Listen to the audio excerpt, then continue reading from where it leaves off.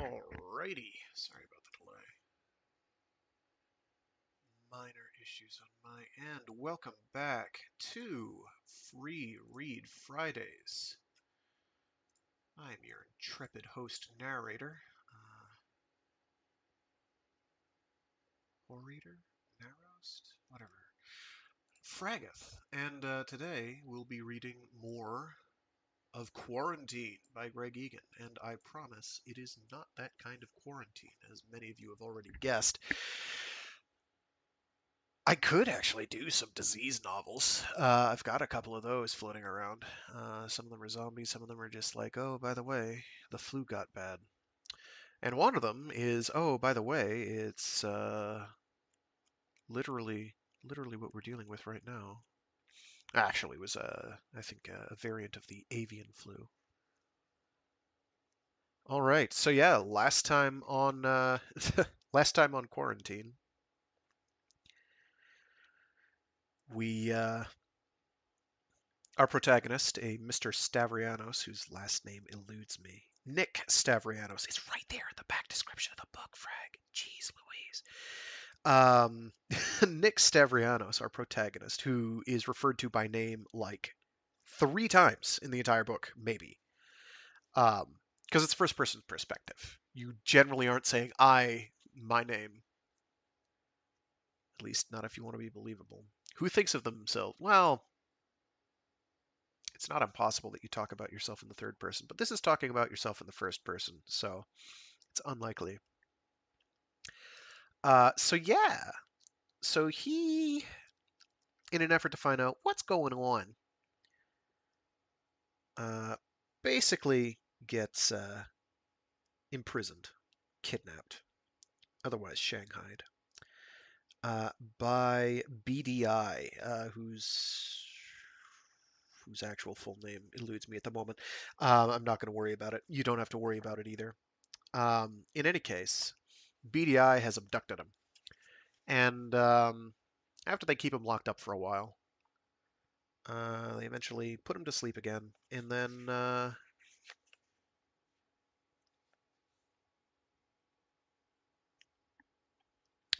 and then it turns out that they've rearranged his priorities a little bit while he was out napping, as it were.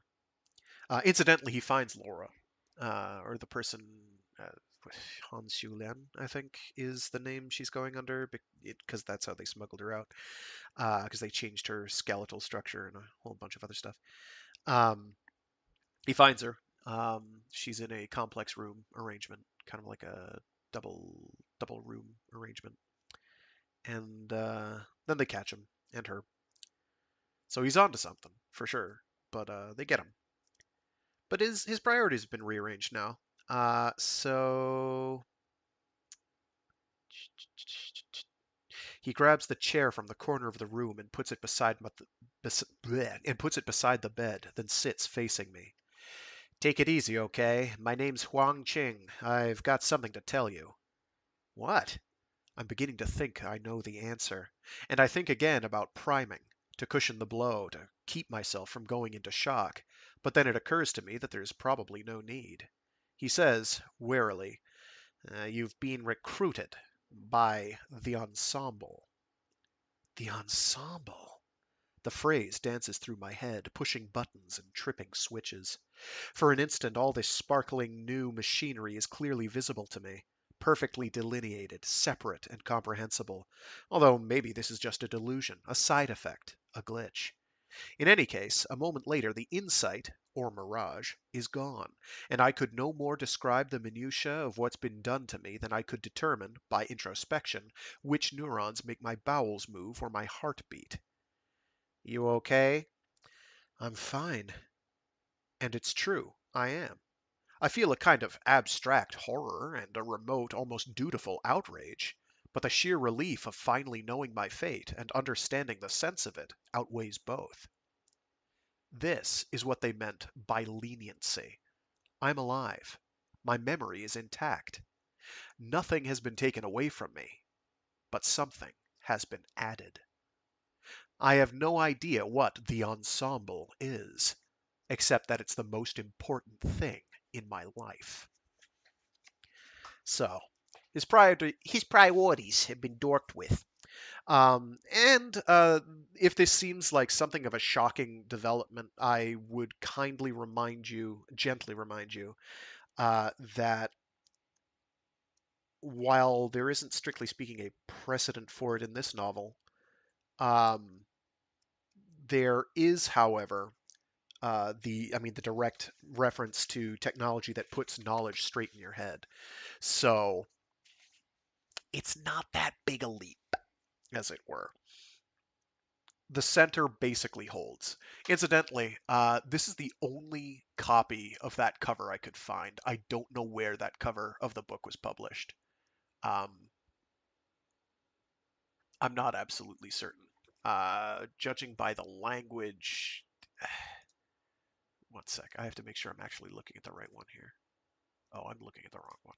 Whoops, one sec. I'm looking the one that's like obviously from Poland. I need to find out if that's this one. Properties, browse. Where are you? You're hiding from me. Yeah, there we go. The science fiction Roman der neunziger Jahre. Uh, Germany, I guess.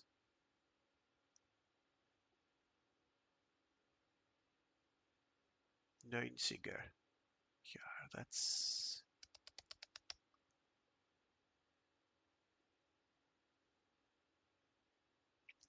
It's from a German-speaking country. I can't quite tell which one offhand. Or a country that speaks a language close enough to German that I can't tell the difference. My brain isn't super alert at the moment. But it's a cute cover. I have not seen another copy that looks like that, and I was like, that's very cool. Um, I was just out doing a general internet search for covers of the book. I've got a bunch.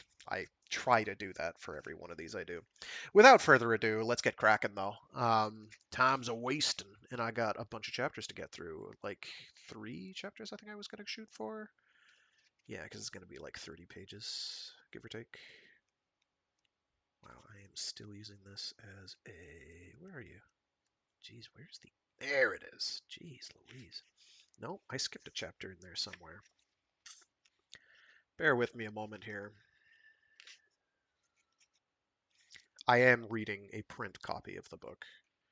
If I were reading a digital copy of the book, an ebook version, I would have it posted on the screen so people could read along, because some people enjoy that. I guess? I don't know. Actually, I don't know if anybody has said they like that or not. I don't get tons of comments on the stuff I've done that on. That's okay. Yeah, there we go. Yeah, it's about 30 something pages, 30 and a bit pages. It's a couple chapters. So yeah, we're starting part 2. Let me just check to see how far until part 3. Um,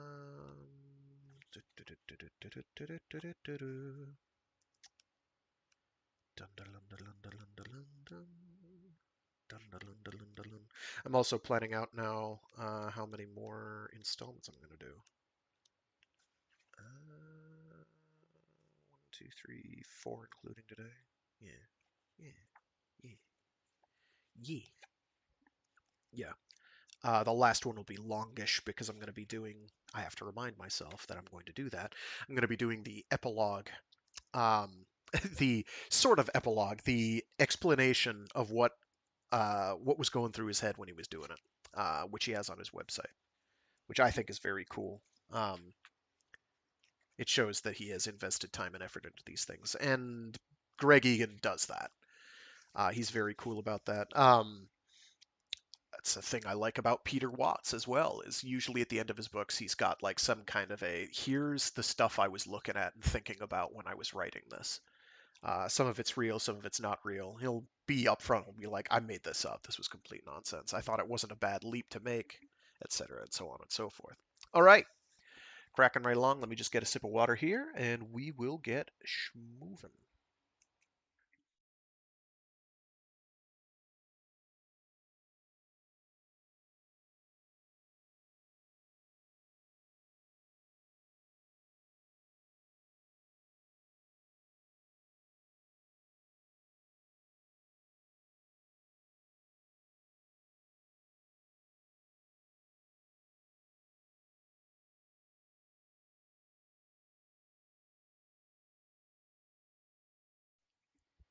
2. Chapter 5. When Huang leaves, I spend a few minutes wandering about the flat, making a mental list of things I'll need to buy. The clothes I was wearing when I broke into BDI have been destroyed, but my wallet has been returned to me, intact.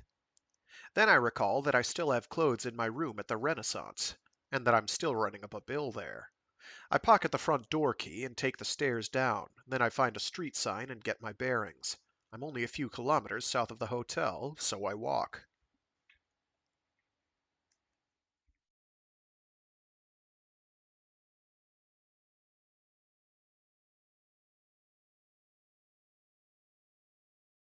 I can't help imagining what I'd be doing right now if my old priorities still held sway. And the new mod does nothing to censor these speculations. Scenarios run through my head, unbidden.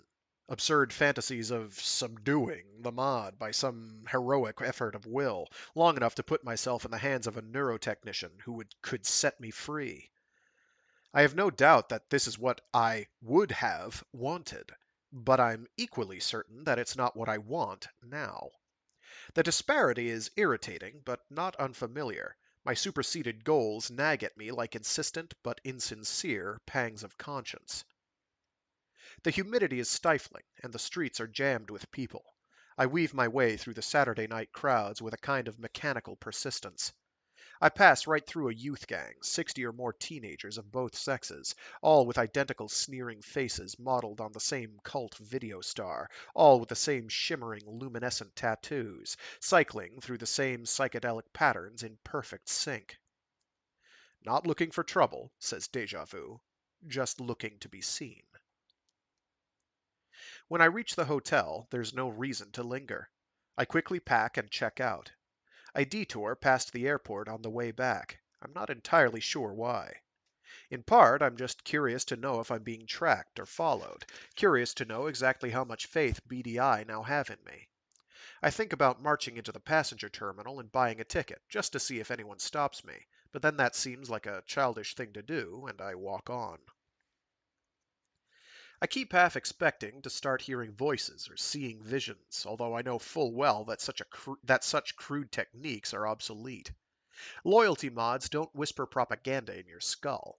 They don't bombard you with images of the object of devotion while stimulating the pleasure centers of your brain, or cripple you with pain and nausea if you stray from correct thought. They don't cloud your mind with blissful euphoria or feverish zealotry, nor do they trick you into accepting some flawed but elegant piece of What is that? Casuistry? Casuistry? Casuistry? Casuistry. Give me a sec. It is not often that I have to do this, but we're doing it right now. Let us see. Casuistry. Casuis. There it is. What are you? Casuistry. Casuistry. Casuistry. Okay, I was pronouncing it correctly, is the process of reasoning that seeks to resolve moral problems by extracting or extending theoretical rules from a particular case and reapplying those rules to new instances. This method occurs in applied ethics and jurisprudence. This term is commonly used as a pejorative to criticize the use of clever but unsound reasoning, especially in relation to moral questions. Okay, very good. We're caught up. So, casuistry. That's a new one on me. Even though I've read this book before, I probably looked that up, but that was years ago. So here we are now. They don't cloud your mind with blissful euphoria or feverish zealotry, nor do they trick you into accepting some flawed but elegant piece of casuistry. No brainwashing, no conditioning, no persuasion. A loyalty mod isn't an agent of change. It's the end product, a fait accompli. Not a cause for belief, but belief itself, belief made flesh, or rather, flesh made into belief. What's more, the neurons involved are hardwired, rendered physically incapable of further change. The belief is unassailable. I can't decide if knowing all this makes my condition more bizarre or less. The mod takes no action to stop me thinking about its effects. Presumably, the advantages of allowing me to understand what's happened are seen to outweigh any conflict between the sincerity of my feelings and my awareness of their origins. After all, if I had no idea why I felt this way about the ensemble, I'd probably go insane trying to work it out. No doubt the mod could have been designed to conceal itself and to take steps to keep me from even wondering what had hit me, but censorship like that can be difficult to make seamless without whittling the user down to a state approaching idiocy. Instead, I've been left with my reason and memory intact, so far as I can tell, free to find my own way to come to terms with the situation. The Ensemble, that's with a capital T and a capital E, Huang explained, is an international alliance of research groups. BDI is a leading member of this alliance. The work they're doing is groundbreaking, and I'm going to play a small part in ensuring that it continues. I'm still suffering the numbness of mild shock, but as that fades, I begin to realize how excited I am at the prospect. The ensemble is important to me, and the fact that this is due to nanomachines having rewired part of my brain rather than more traditional reasons doesn't make it any less true. Sure, fucking with people's brains against their will is abhorrent, generally speaking, but for the sake of something as vital as the ensemble's security, it was entirely justified. And sure, I may have seen BDI as my adversaries 24 hours ago, but that wasn't exactly the cornerstone of my identity. I'm the same person I've always been, with a new career and new allegiances. That's all. I stop off for a meal in a small, crowded food hall, for the sake of the distraction as much as anything else. I find that the longer I refrain from pointlessly dissecting my situation, the better I feel about it. I'm going to work for the ensemble. What more could I want? And perhaps this is conditioning, after all. The mod rewarding me for taking the right attitude. But I don't think so. Surely it's the most natural human response, to grow weary of analyzing the reasons for happiness. It's just after midnight when I get back to the flat. Karen says, "Tell me, are you in love? Or have you got religion?" I send her away. Lying in the dark, though, I can't help trying to think it all through one more time. Loyalty mods are obscene, but the ensemble is doing important work. They had to protect themselves, and I wouldn't have wanted it any other way. Why do I think that their work is important when I don't even know what it is? Because of the loyalty mod, of course. Knowing that my feelings have been physically imposed makes them no less powerful. Part of me finds this paradoxical, part of me finds it obvious. I can contemplate this contradiction until it drives me mad, or begins to seem utterly mundane, but there's nothing I can do to change it. And I don't believe I will go mad. I've lived with P3. I've lived with Karen. Oh, a side note, narrator's side note, when he's saying P3, Karen, or any other name of a specific product, such as Cipher Clerk or the Night Switchboard, it's in bold. There's no way I can easily translate that aloud, other than like drastically shifting my voice. I've lived with P3. I've lived with Karen. I could do that, but that's corny and I'm going to forget. So, sorry. If occasionally I do that, it's just because I want to remind you. Hmm. I want to remind myself that there's a difference, if there's a difference.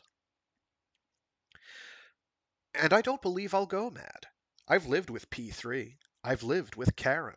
I've never had a mod forced on me, but the principle is the same. Deep down, I must have swallowed the fact, long ago, that my emotions, my desires, my values are the most anatomical of things. On that level, there are no paradoxes, no contradictions, no problems at all. The meat in my skull has been rearranged. That explains everything.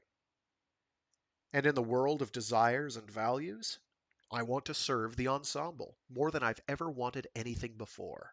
All I have to do is find a way to reconcile this with my sense of who I am.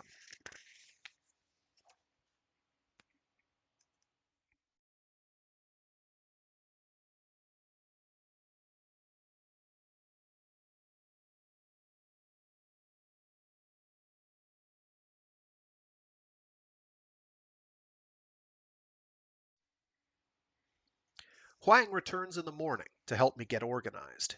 With BDI as my sponsors, immigration is a mere formality. I arrange for removalists to pack and ship the contents of my flat in Perth. It takes only seconds to alter the nationality of my bank accounts and the primary physical address of my communications number. My client is due to call me on the 12th for a fortnightly status report. I load the night switchboard with a message, to be triggered by the password which was allocated at our first contact, and which the mod knows, but I don't, stating that I've dropped the case for reasons of ill health and requesting an account number to which I can refund my fee. As I tidy up each loose end from my old life, it grows clear how much more sense it makes to have recruited me, rather than killing me. This way, there is no corpse to be disposed of, no data trail to be erased, no police investigation to be led astray. The only deception required consists of a few white lies. And what more could anyone hope for in the perfect crime than the victim's sincere collaboration? In the afternoon, Huang shows me around BDI. There are about 100 employees, mostly scientists and technicians, but only a small part of the organization's structure is explained to me. Chen Yaping, the woman who interrogated me, is in charge of security, but she also has administrative and scientific duties. Her official title is Support Services Manager.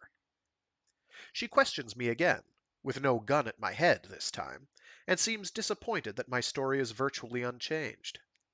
All I can confess to having lied about is my speculation on the reasons behind the kidnapping, and when I describe the two theories I previously kept to myself, she gives no indication of how close I might be to the truth. I swallow my disappointment. The ensemble is everything to me, and I want to know everything about them. But I understand that I'm going to have to earn their trust, loyalty mod notwithstanding. Later, she shows me some glossy promotional material for state-of-the-art upgrades which will which will supposedly chameleon-proof their security system.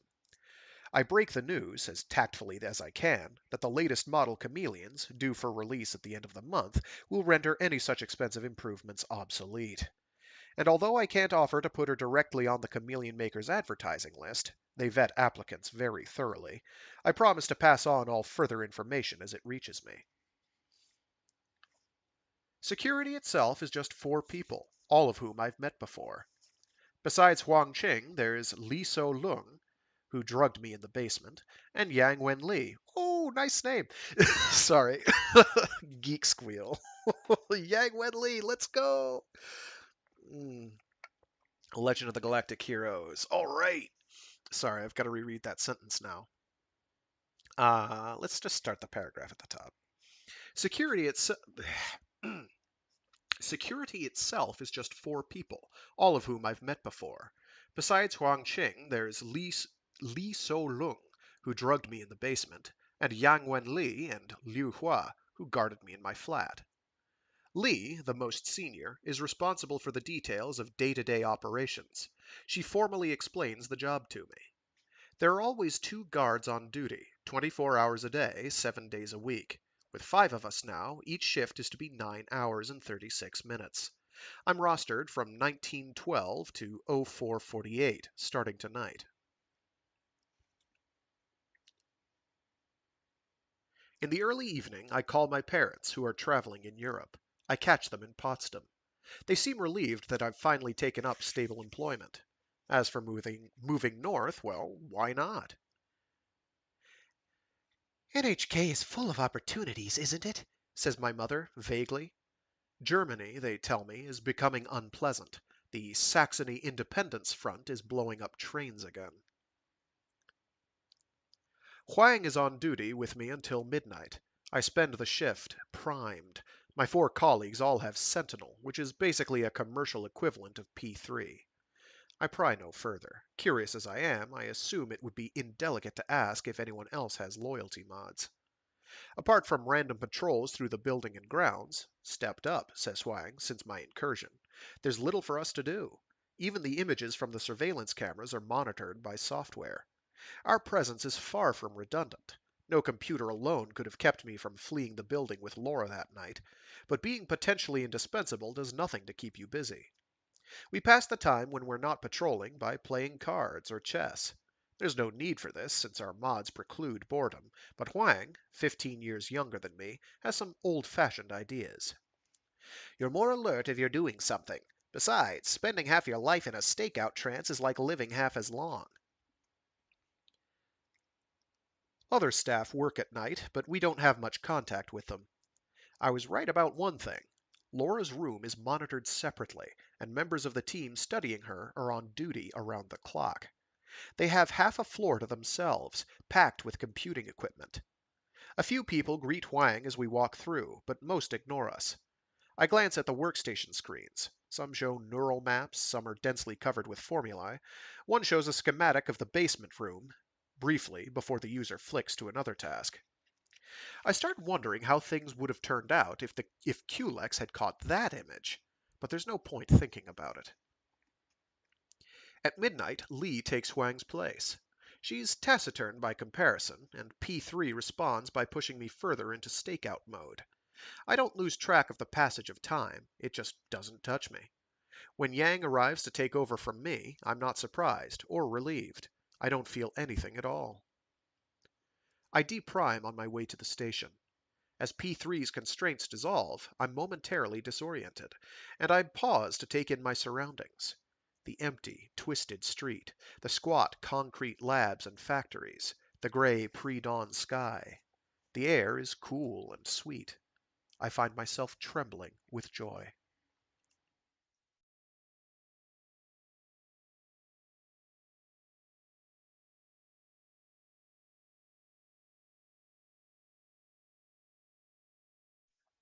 My client calls on the 12th, as expected, but leaves no message in reply. Perhaps he or she is too paranoid to want the money returned, for fear of the transaction being traced, even if the risk is only marginally greater than that involved in paying me in the first place.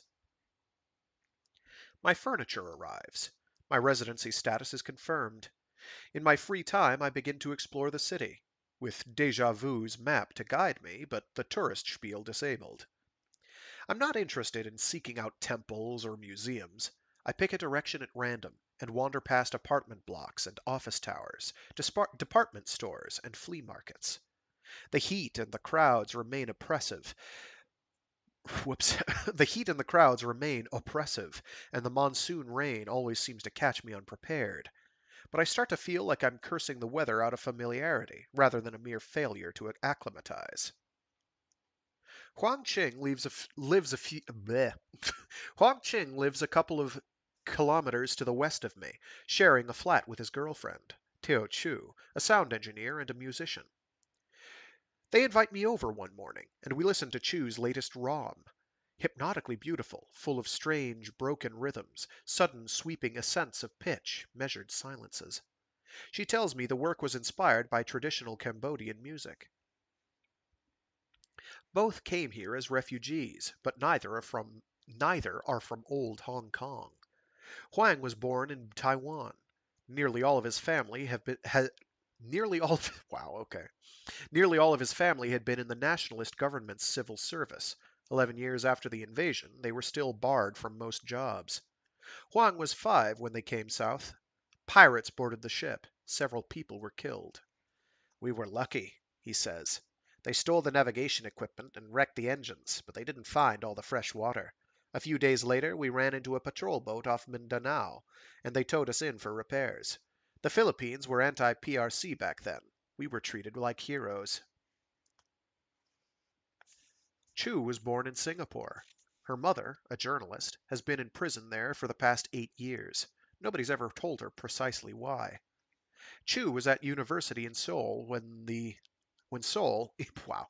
Chu was in university in Seoul when the arrest took place. She hasn't been allowed back into Singapore since. She has no father. She was conceived parthenogenetically. Blech. Say that 5 times fast. Parthenogenetically, parthenogenetically, parthenogenetically, parthenogenetically, parthenogenetically. I am just that good. Let's take that from the top. Chu was born in Singapore. Her mother, a journalist, has been in prison there for the past 8 years. Nobody's ever told her precisely why. Chu was at university in Seoul when the arrest took place. She hasn't been allowed back into Singapore since. She has no father. She was conceived parthenogenetically. She sends money to her grandparents for her mother's legal battle, but so far, every 18 months like clockwork, the courts have renewed the detention order. The detention order. Wow, I am slurring and skipping syllables. I am normally better than this, I swear. Not if you listen to the last stream. The last stream was almost as bad. Don't interrupt yourself, you'll forget where you are. There we go.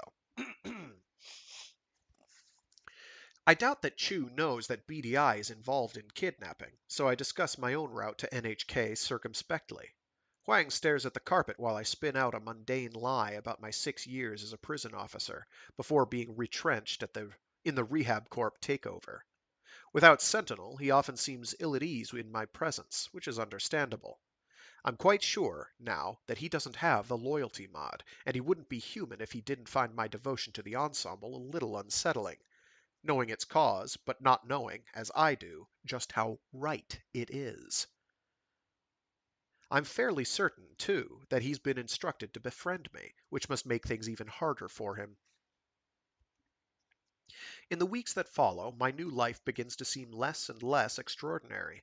My curiosity about Laura, and the Ensemble's work in general, doesn't fade, but I have to accept that my ignorance is in the Ensemble's best interest. Even so, I wish I could contribute more than spending 9.5 hours a day as a zombie night watchman. I don't even know who we're supposed to be guarding BDI against. Surely I was the only person on the planet seriously looking for Laura. Even if my ex-client has hired someone new, it's unlikely that my successor would have as much luck as I did. The pharmaceutical purchases trail has been erased. So, who is the enemy? I soon learn not to invoke Karen. Her sarcastic comments only make me angry and confused. I try to take control, to fantasize her happily sharing this life with me, but it seems that my memories can only be twisted so far. I literally can't imagine her approving of what I've become. Even without using the mod, though, I find myself dreaming of her. I wake from nightmares of heresy, with the force, if not the sense, of her diatribe pounding in my skull. I instruct Boss to keep her from my dreams. It hurts to be without her, but the Ensemble gives me strength. Every now and then, as I try to psych myself into choosing sleep in the noise and heat of the morning, I unwrap the contradiction that lies at the heart of who I am, and I stare at it one more time. It never fades, it never changes. I understand, as clearly as ever, that I should be horrified by my fate, and I know that, in all honesty, I'm not. I don't feel trapped. I don't feel violated. I understand that my contentment is bizarre, irrational, inconsistent, but then my reasons for happiness in the past were never exactly founded on elaborate logical positions, a carefully formatted philosophy. There are times when I'm dispirited, lonely, perplexed. The loyalty mod doesn't bliss me out. It doesn't intervene, directly, in my moods at all. I listen to music, I watch HV, there's no shortage of anesthetic. In the end, though, when the sweetest music fades, when the most diverting image disintegrates, there's nothing left to do but look inside myself and ask what it is I'm living for. And I have an answer, like never before. I'm serving the Ensemble.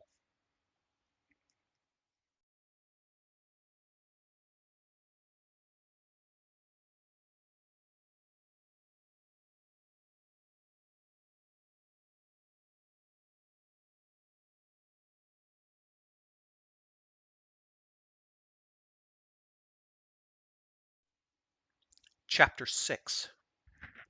When Chen Yaping summons me to her office for the first time in 6 months, I can't help being nervous.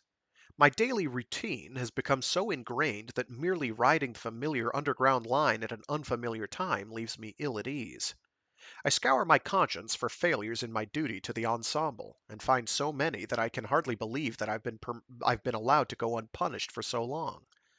So what will it be? A reprimand? Demotion? Dismissal?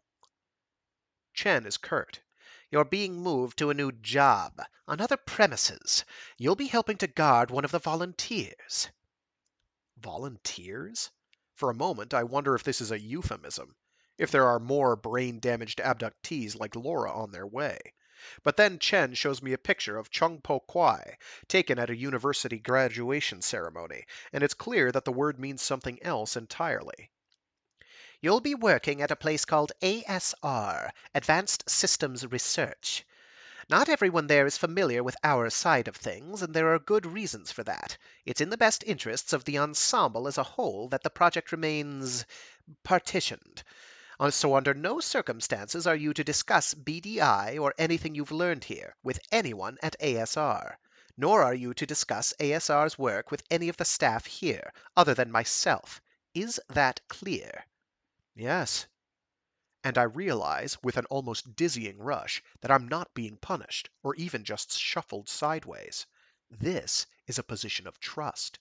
I'm being promoted. Why me? Why not Li So-lung? Why not Huang Qing? The loyalty mod, of course. I'm unworthy, but the mod redeems me. Do you have any questions? What exactly will I be guarding Miss Chung against? Chen hesitates, then says dryly, Contingencies.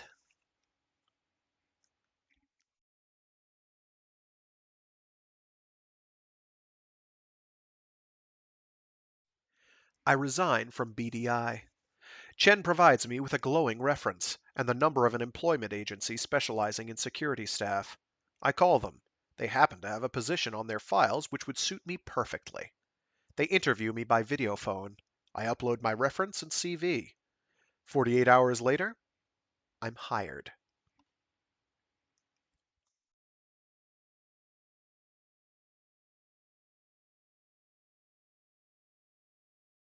Advanced Systems Research occupies a jet black tower with a facade like crumbling charcoal, wrapped in a 5-meter layer of microfine silver cobwebs, all but invisible except for the dazzling points of light where the burnished strands reflect the sun. The ostentatious architecture worries me at first, as if it somehow invites scrutiny, but that's absurd. In this part of the city, anything less would be out of place. In any case, it may be that ASR has nothing to fear from scrutiny. They have no formal links with BDI, and for all I know, they may not be directly involved in anything illegal whatsoever. The security leaves BDI for dead. There are guards stationed on every level, and access control is tight as that of most prisons. Chung Po Kwai and the other volunteers are housed in apartments on the 30th floor. Personal, personal bodyguards on top of everything else seems like overkill, but there has to be a reason. And this reminder that the ensemble must have enemies fills me with a sense of rage, and a determination to carry out my responsibilities with the utmost diligence. Primed, of course, I feel no anger, but the priorities set by my outer self endure. Tong Hoi Man, the security manager, briefs me on my duties and arranges for some new mods which I'll need to enable me to interface with ASR's elaborate security protocols. I'll be working 12-hour shifts, 1800 to 0600. Miss Chung's schedule will vary. Sometimes she'll be in the labs until late in the evening, sometimes she'll spend a day or two resting. She'll remain within the building at all times, though, simplifying my job immensely. The day before I'm due to start, I'm nervous but elated. I'm moving one step closer to the mystery at the heart of the ensemble. Perhaps it's arrogant to think that I'll ever be trusted with the whole truth. But Chen knows the whole truth, doesn't she? And Chen has no loyalty mod, I'm sure of that. Hesitantly, I dredge up my old theories about Laura's abduction. After months of letting my image of the ensemble grow more and more abstract, it's a little unsettling to start imagining concrete, specific, mundane possibilities. But what am I afraid of? That the truth will somehow devalue the ideal? I know that's impossible.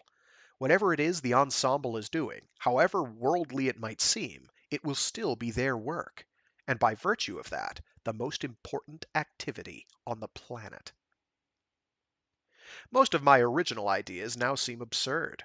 I can't believe that an international, multidisciplinary research group was created solely to investigate the congenital brain damage caused by some obscure pharmaceutical.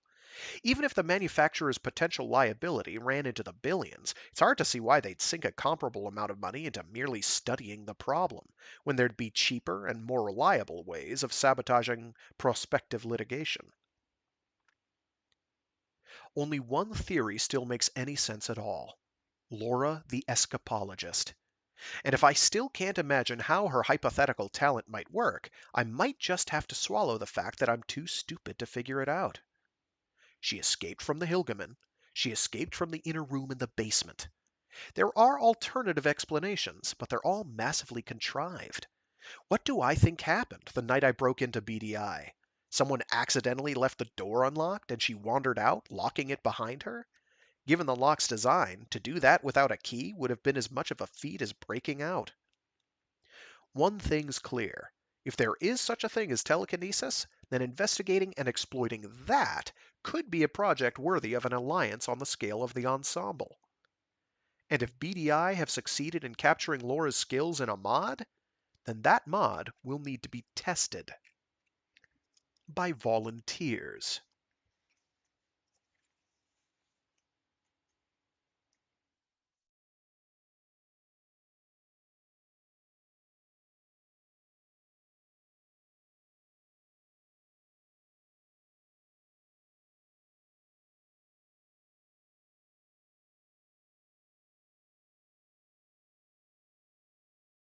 Up, down, up, up, down, up, down, up, down, down, down, up, down, up, up, down, up, down, up, up.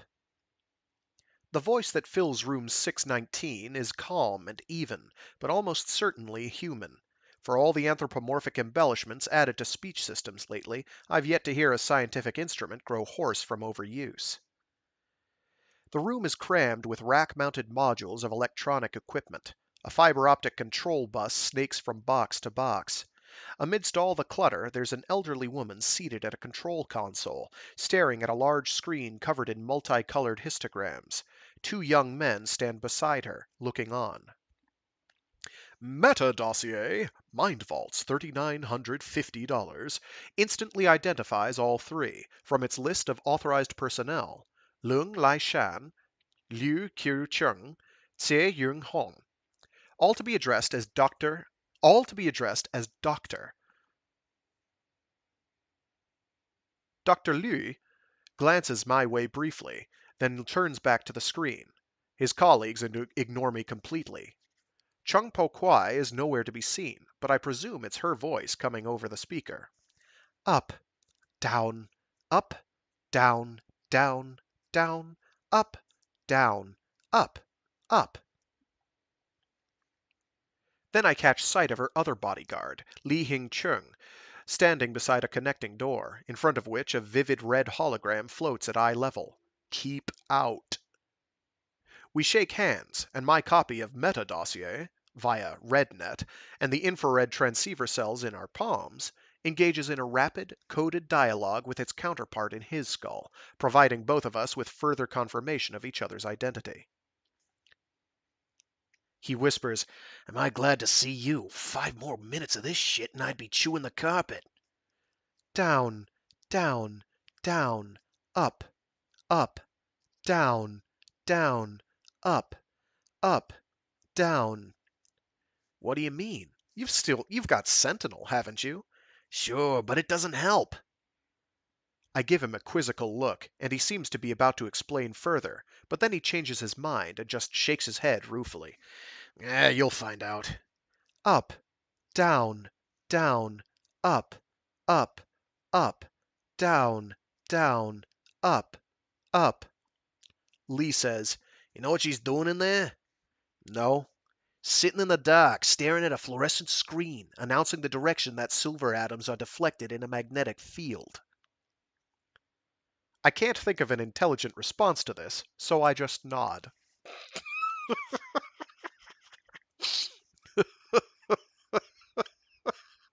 I'm sorry. Sometimes Greg Egan just gets me, man. Mm. He like Greg Egan can be extremely funny when he wants to be. Like he does the greatest deadpan sometimes in his novels. It's so ridiculous. Let's try this again. Lee says, "You know what she's doing in there?" "No." "Sitting in the dark, staring at a fluorescent screen, announcing the direction that silver atoms are deflected in a magnetic field." I can't think of an intelligent response to this, so I just nod. "Oh, hey, sorry. AE optical antenna." Howdy to you indeed. I did not see you post that. I don't have a timestamp to know if that was hours ago or not. My apologies. Thanks for tuning in. I'll see you in 12 hours. Yeah. I take up a position by the door, but I can't help sneaking another look at the display at which the bleh. I take up a position by the door, but I can't help sneaking another look at the display which the scientists apparently find so engrossing. The histograms twitch and sway, but in the long run, every one of them seems to be retaining its basic shape. On average, all the fluctuations appear to be canceling out. Meaning, I suppose, that whatever elaborate tests for randomness these graphs represent, the deflections of the silver atoms are passing them all. If I'm right about the telekinesis mod, then presumably Chung-Po Kwai is trying to disrupt this randomness, trying to bias the motion of the atoms in one direction, learning to use her new skills, starting with the smallest possible targets. But I don't understand why she's personally calling out the data. The computers must be monitoring the experiment via their own detectors, so why impose on the volunteer to provide a running commentary? The histograms flicker hypnotically, but I'm not here to amuse myself watching the experiments. I turn away from the screen, and soon discover that the words alone are equally distracting. Down, down, up, up, up, down, down, up, up, up, up, down, up, down, down, up, down, up, up, up. Some part of my brain seizes on every transitory pattern, every spurious rhythm, and when each pattern unwinds, each rhythm decays, only strains harder to discern the next. Up, down, up, up, down, down, up, down, up, up, down, down, up, up, up, down, up, down, up, down. Primed, I should have no trouble shutting this out, ignoring it. But incredibly, I can't. Lee was right, and P3 is clearly no better than Sentinel. I cannot stop listening. Up, down, up, down, down, down, down, up, down, down, down, up, down, up, up, up, up, down, down, down. Worst of all, I find myself, unwillingly, compulsively, trying to guess each direction the instant before it's called. No, worse, trying to change it, trying to impose some order. If I can't shut out this meaningless droning, the next best thing would be to force it to make some kind of sense. Chung-Po Kwai, I imagine, feels the same.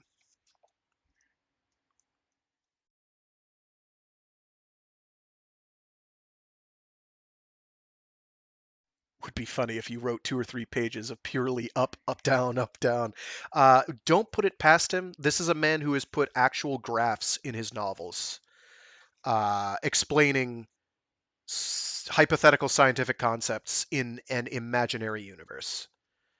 So, real talk, he'd do it too. Don't give him any ideas. In fact, keep giving him ideas because he might just do it. Um, Someday, I'd love to read Clockwork Rocket. the what is that called? The Arrow Orthogonal Trilogy, I think it's called. Yeah, I'd love to read that one. Partly so I can understand it better, partly so other people can appreciate just how bonkers it is that he was just like, yeah, no, this is a universe that I invented the physics of. Have a nice day. And that's world building, ladies and gents. It's just the craziest thing I can imagine. It's like Brandon Sanderson or whoever, J.R.R. Tolkien is the only other person who comes close. And that's granular. Like, wow, was Tolkien granular? Someday we're gonna have a talk. We're gonna have a talk on Tolkien. All right, resuming. Each session lasts 15 minutes, with a 10-minute break in between. Ms. Chung emerges from the silver room, wearing wraparound sunglasses to keep her eyes from losing too much dark adaptation, to sip tea, stretch her legs, and tap out snatches of odd rhythms with her fingertips on equipment casings. She speaks to me briefly, the first time, but conserves her voice. The scientists ignore us both, busily reviewing their data and running esoteric statistical tests.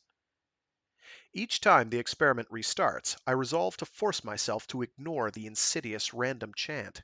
After all, P3 may have failed me, but, primed or not, I should have some vestige of native self-control.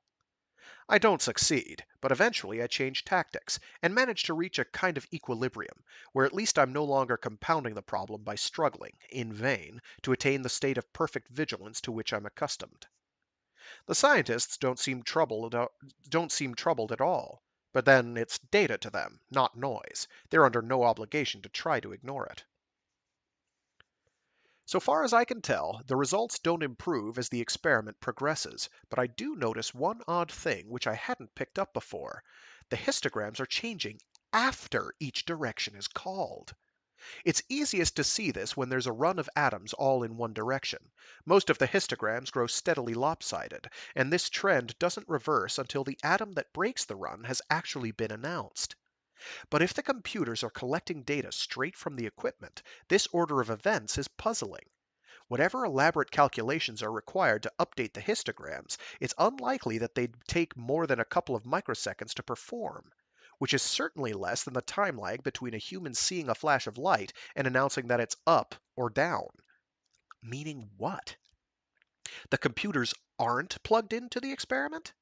They're getting their data secondhand by listening to Chung Po Kwai's words? That makes no sense at all. Maybe the scientists simply find the results easier to follow this way, so they've programmed in an intentional delay. Dr. Leung finally calls a halt at 20:35. While the three remain huddled around the console, debating the sensitivity of the sixth movement of the binomial distribution, Ms. Chung nudges me and whispers, "I'm starving. Let's get out of here."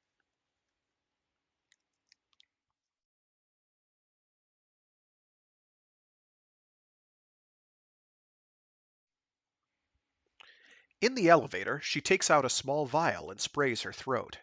She explains, "I'm not allowed to use this during the experiment. It's full of analgesics and anti-inflammatory drugs, and they insist that I remain unsullied by pharmaceuticals."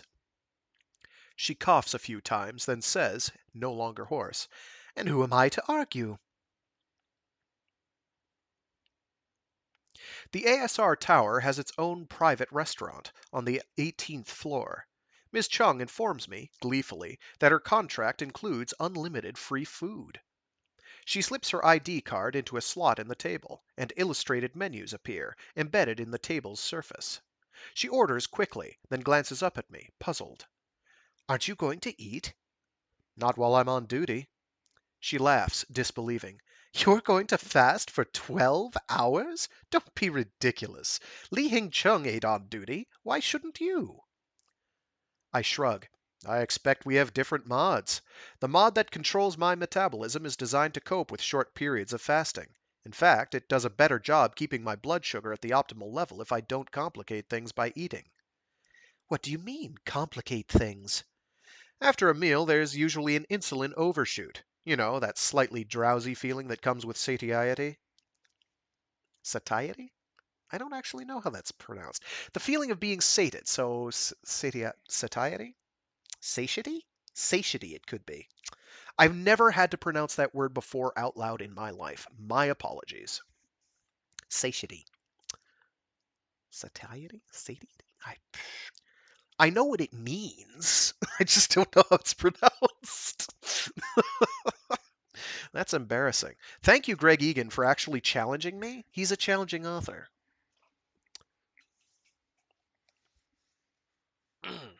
Where were we? We were hooked on the word Satiety. That's what we were hooked on. That can be controlled to some degree, but it's simpler if I That can be controlled to some degree, but it's simpler if I rely on steady glycogen and conversion. She shakes her head, half amused, half disapproving, and looks around at the crowded restaurant.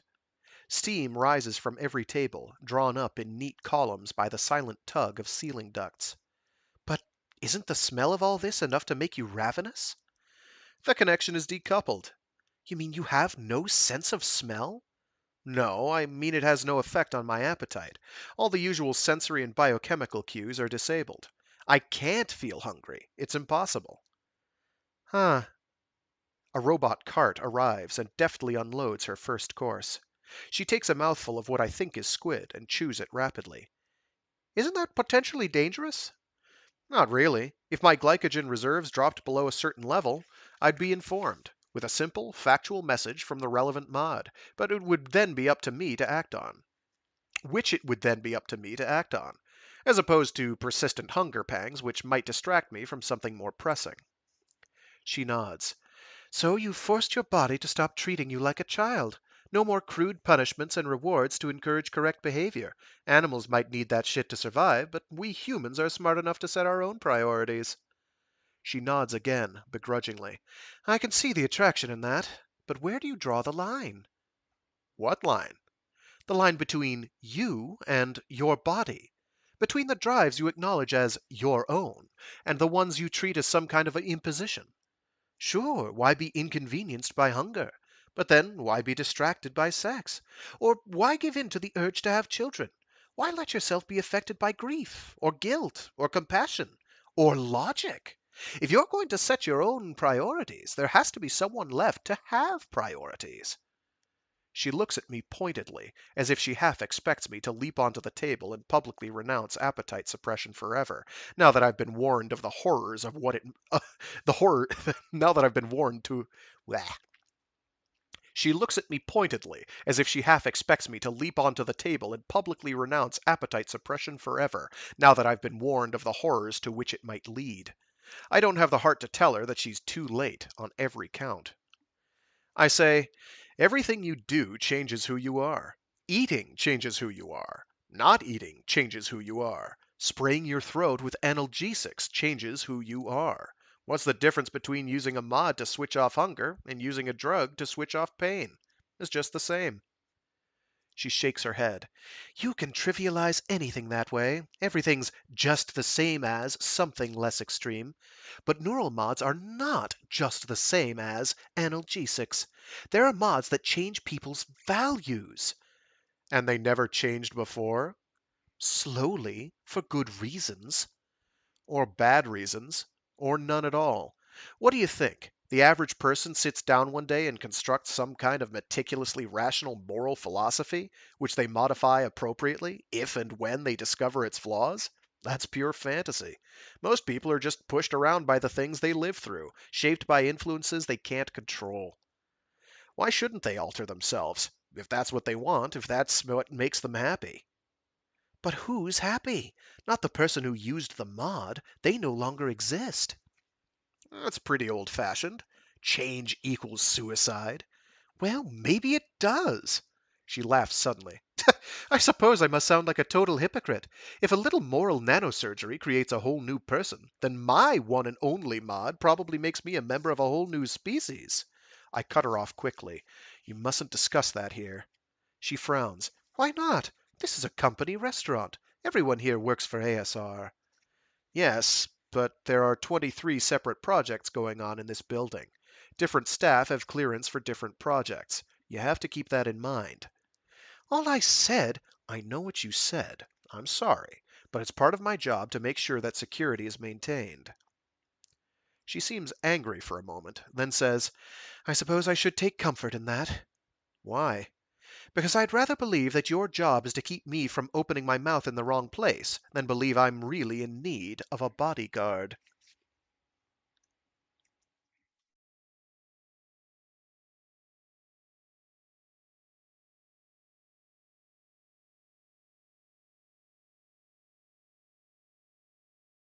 I'm not sure if I indicated this before I started reading this aloud, but this is like your average everyday cyberpunk novel taken to like the nth degree. It's like the next step along.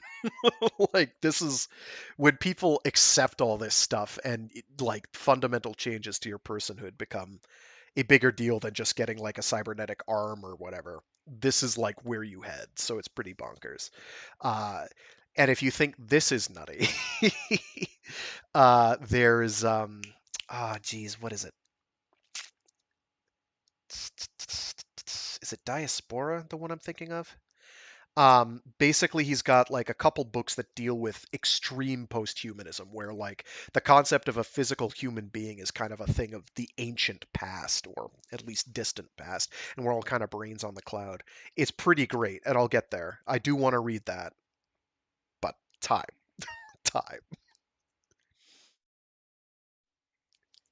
The apartment is deep in the core of the building, so it has no true windows, but the real-time holograms in their place have such fine resolution and such wide angles of view that the difference is academic, except for the security advantages. I search each room quickly. It doesn't take long to be sure that there are no human intruders, and it's not worth looking for anything more subtle. A thorough sweep for microbots would last a week and cost several $100,000. As for nanomachines and viruses, forget it. I bid Miss Chung a good night, and sit in the anteroom, watching the entrance. There's no sound from within. I think she's reading, and if anything's happening in the adjoining apartments, it's lost to the insulation. Even the air conditioning is inaudible. In fact, all I can hear is the faint mixture of insect noises, probably synthetic, that's piped throughout the building for some fashionable pseudo-psychological reason. Imitation Arnhem Land eco-ambiance to keep us all attuned with nature. Random at one level, but with enough order to keep it from becoming infuriating. In any case, P3 has no problem blocking it out. I slip into stakeout mode. Hours pass uneventfully. Lee arrives to take my place.